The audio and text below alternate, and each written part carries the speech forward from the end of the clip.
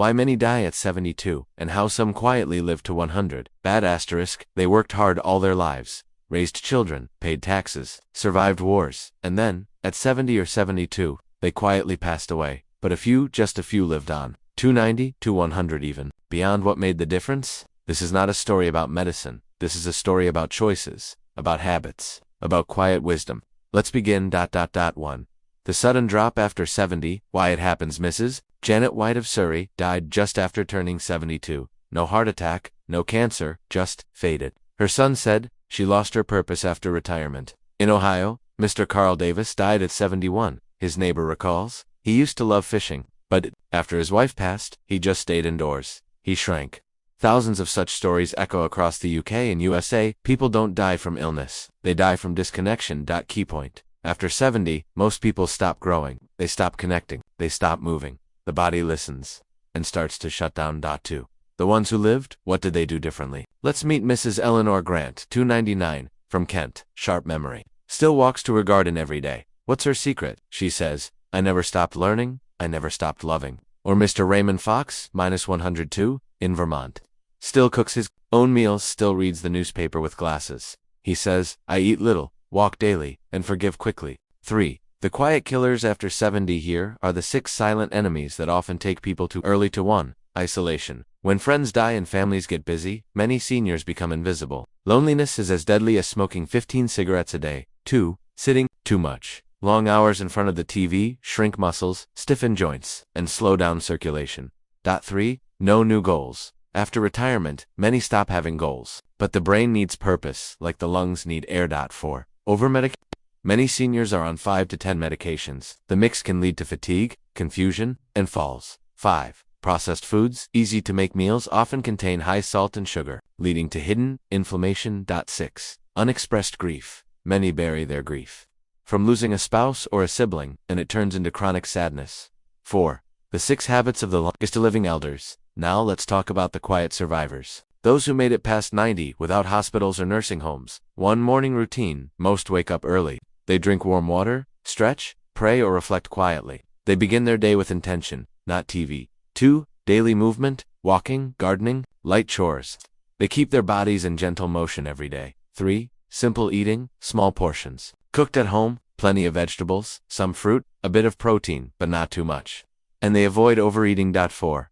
Relationships, they keep talking to neighbors, call their children, volunteer, even smile at the postman. 5. Gratitude and faith, they speak softly, thank often, believe in something bigger, be it God, nature, or the beauty of life. 6. Curiosity, they read, learn, ask questions. Whether it's a crossword or watching birds, their mind stays active. 5. The role of attitude. After 70, science now proves the way you think about aging affects how you age. Those who believe life is over after 70 often die earlier. Those who say I still have something to give often live longer. It's not denial, it's dignity. 6. The third act, your life isn't over. At 70, the first act is childhood and youth. The second act is working and raising a family. But the third act from 60 to 90 is the one most people waste. This can be the age of wisdom, mentoring, creativity, forgiveness, spiritual strength. 7. How to start today, even if you're already 75 or 80. Step 1. Simplify your diet. More real food, less packaging. Step 2. Walk 15 minutes every day, even in your room. Step 3. Call one person daily, friend, relative, neighbor. Step 4. Learn one new thing a week, a word, a recipe, a fact. Step 5. Sleep early, wake up with calm. Step 6. Keep something to look forward to, even small. 8. The final story, Mr. Leonard's letter at 98. Mr. Leonard from Yorkshire wrote a letter to his grandchildren. He said, I lived long because I laughed more than I worried, moved more than I sat, and loved more than I judged. My secret, I never let the fire inside me go out. If you are 70, 72, or 78, this is not the end. It's the beginning of your wisest years. Live simply, love openly, move gently, and speak kindly. Because sometimes, the quietest lives become the longest ones. If you are still watching this video and finding these insights valuable, please comment number 2 below to let me know you are here. And if you have not subscribed yet, I recommend you subscribe and turn on the bell so you don't miss any videos. Your supports helps us continue creating good content to inform and inspire you. The quiet path to 100 secrets from those who lived beyond 90. Asterisk, some say life ends at 70, but what if that's just the beginning of something quieter, wiser, and even longer. In a small village in Devon, Mary lived alone in her cottage until the age of 101. In rural Illinois, Walter chopped wood until he was 95. What did they know that the rest of us missed? This is the story of what happens after 70, and how some live not just longer, but better. 1. Life after 70, a forgotten chapter. Margaret was 74 when she said, "I feel invisible." Her children were grown, her husband had passed, and society quietly moved on without her. In Florida, George retired at 68. He said, "I thought I'd enjoy rest, but I didn't expect the silence to be so loud." Truth. Most people prepare for their careers, their marriage, their children, but almost no one prepares for the 25 years after retirement. 2. Meet the outliers.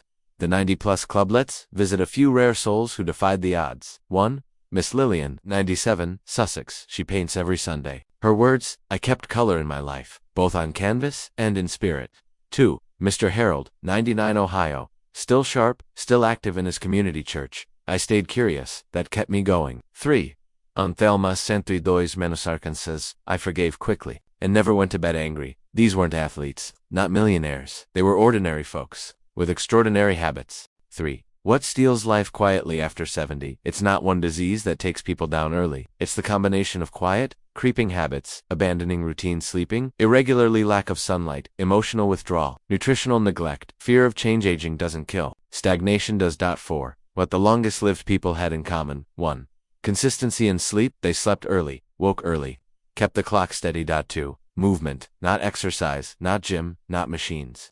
Just walking, stretching, sweeping. Movement that made sense. 3. Light meals, full of color. Vegetables, lentils, occasional fish or chicken, fruits over desserts, water over soda. 4.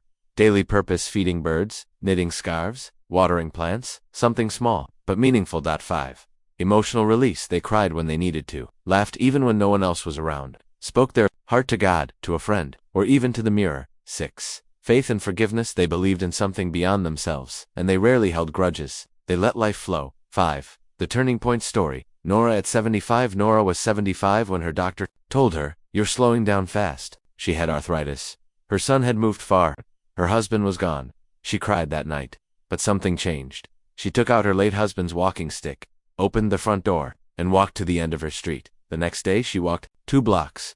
6 months later, she was hosting a book club at her home. By 81, she had 5 close friends, stronger knees, and a full smile. She lived to 96. Her secret? I stopped waiting for someone to save me. I became my own sunshine. If you are still watching this video and finding these valuable insights, please comment number 5 below to let me know you are here. And if you have not subscribed yet, I reminded you subscribe and turn on the bell so you miss any video. Your support helps us continue creating good content to inform and inspire you. 6. Mistakes most people make after 701. Waiting for energy before moving. Energy comes after movement, not before. 2. Thinking joy is behind them. Many stop seeking wonder, music, jokes, surprises. 3. Believing it's too late to change truth. Even 90-year-olds build new habits, slowly, but surely.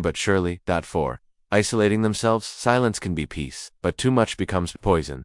5. Consuming the wrong information. News 24/7. Gossip, fear, negativity, all poison for the aging brain. Point 7. How to start a new chapter. Even at 78 or 85. Let's get practical. Here's how some elderly turned the tide. Stand in the sun for 10 minutes. Daily drink warm water every morning before tea. Stretch fingers, arms and legs before getting out of bed. Call one friend per week. Leave a kind voicemail if they don't answer. Listen to songs from your youth. Sing along, pray, meditate, or just sit in silence and smile at life. 8. The final message. Words from a 100-year-old in Yorkshire, Mr. Eric Pendis at 100. I am not alive because I escaped pain. I am alive because I embraced life slowly, every day. I spoke kindly, ate humbly, and loved quietly. So if you're watching this at 70, or 80, or even 90, know this. You still have time to rewrite your story. Not with big changes, but with small, daily wisdom. Because life doesn't end when the calendar says so. It ends when you stop living it, and it grows. When you begin again with If you are still watching this video and finding these valuable insights, please comment number 5 below to let me know you are here. And if you have not subscribed yet, I reminded you subscribe and turn on the bell so you miss any video. Your support helps us continue creating good content to inform and inspire you.